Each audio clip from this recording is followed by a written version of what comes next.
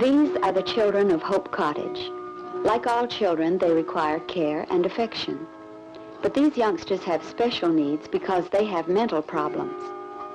Some are mildly retarded. Some are more severely retarded. Others are afflicted with mental illnesses or damage which may never be cured. Hope Cottage is several homes offering institutional care without the trappings of an institution. The home-like atmosphere is a large part of the care. Mental retardation may be caused by a birth defect, disease, or injury. But whatever the cause, Hope Cottage provides a chance for these children to live fuller lives. Many attend special education classes in the Anchorage schools. They can and do learn. But without a facility such as Hope Cottage, the opportunity for mental development would be greatly reduced. This is particularly true for those youngsters whose families may live in areas where special education classes are not available. Special care, understanding, and affection mean much, very much. In the long run, it can mean the difference between life in an institution and life as a productive member of the community. Not all the youngsters of Hope Cottage can ride a rocking horse. This boy was a victim of cerebral palsy.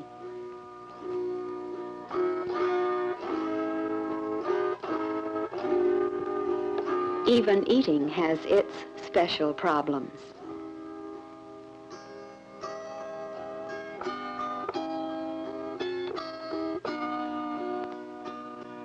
From newborns to teenagers, Hope Cottage cares for children who need care.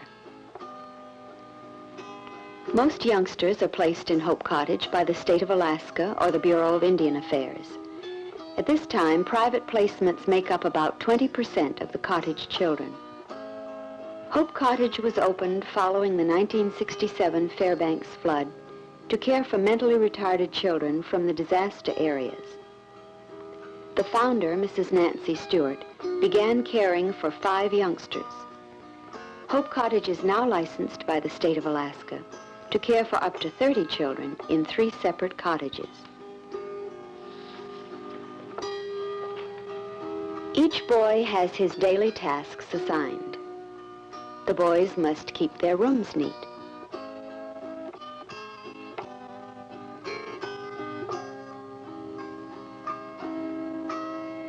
They help with some household duties.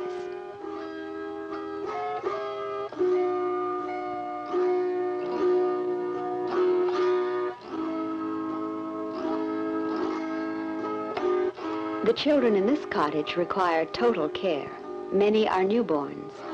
It is unlikely that their mental development will progress beyond that of an infant. This little girl suffered brain damage at birth. She is 7 months old. The doctors say that her mental capacity may never exceed that of a 2 or 3 month old baby.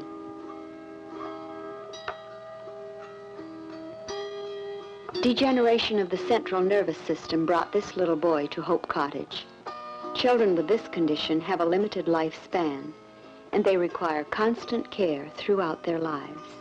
12 years old, unable to talk or care for herself, a victim of bacterial meningitis. Spinal meningitis afflicted this little girl when she was 3 years old. She is now 7. For these youngsters and their families, the alternative to Hope Cottage has been institutions outside Alaska.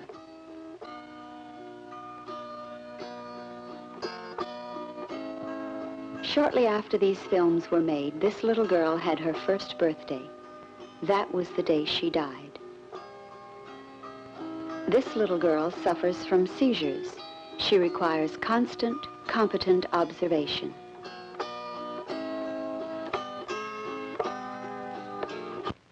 Whereas the young people of the state of Alaska have joined in this effort by pledging to walk in the Walk for the Children of Hope in communities across the state on May 2nd, 1970. Now therefore, I, Governor of the state of Alaska, do hereby proclaim May 2nd, 1970 as the Day of Hope throughout Alaska, and further designate the first Saturday in May each year as a statewide Day of Hope. Thank you.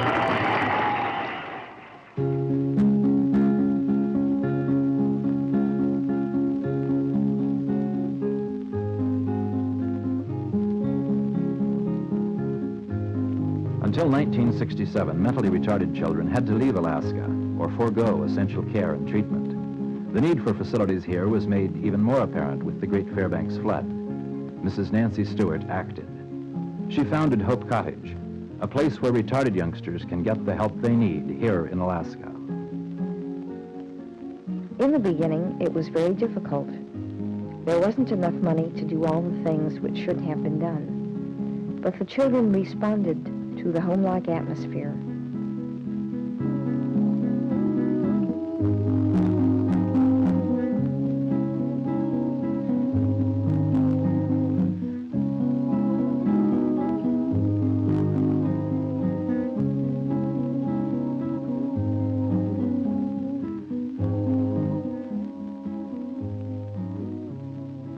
Through Hope Cottage, Alaskans have learned that mental retardation can be treated here.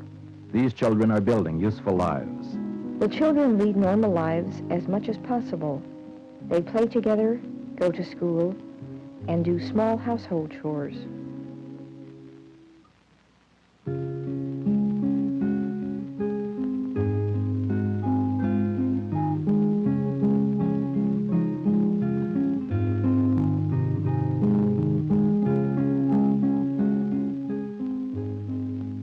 Care with understanding and affection. That's what all children require. Last year, thousands of Alaskans walked for hope.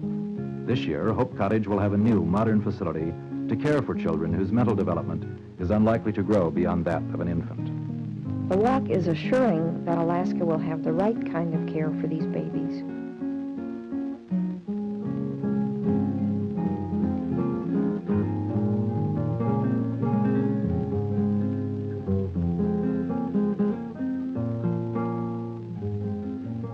This year, the Walk for Hope focuses more broadly on Alaska's forgotten children.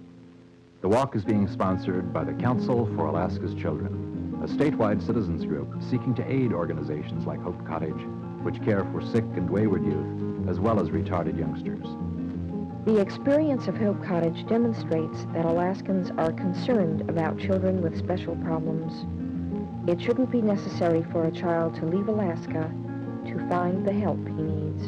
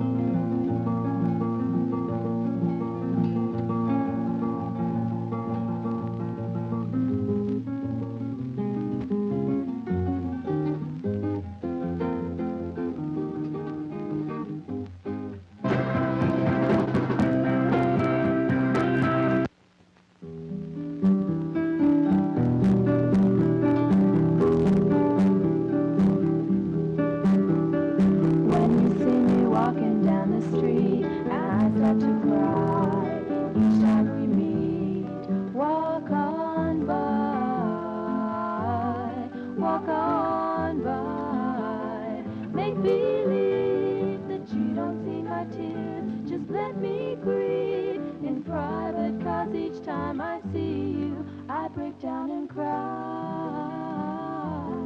Walk on by, walk on by.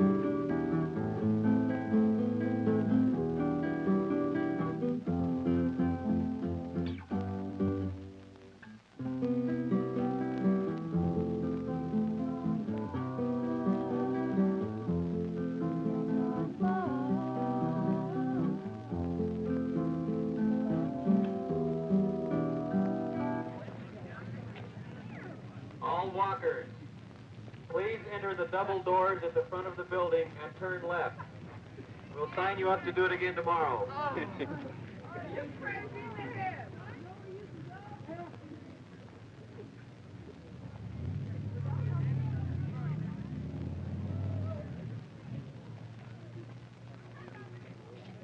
Please enter the double doors in the front of the building and then turn to your left. And I am going to ask Senator Ted Stevens to say a few words to you. I'm happy to be here. I think it's very symbolic that you've decided to open your registration now for the next Walk for Hope. We were very pleased to be able to participate in the last one, and I hope to be able to join you again. Now I'd like to introduce Congressman-elect Nicholas Begich.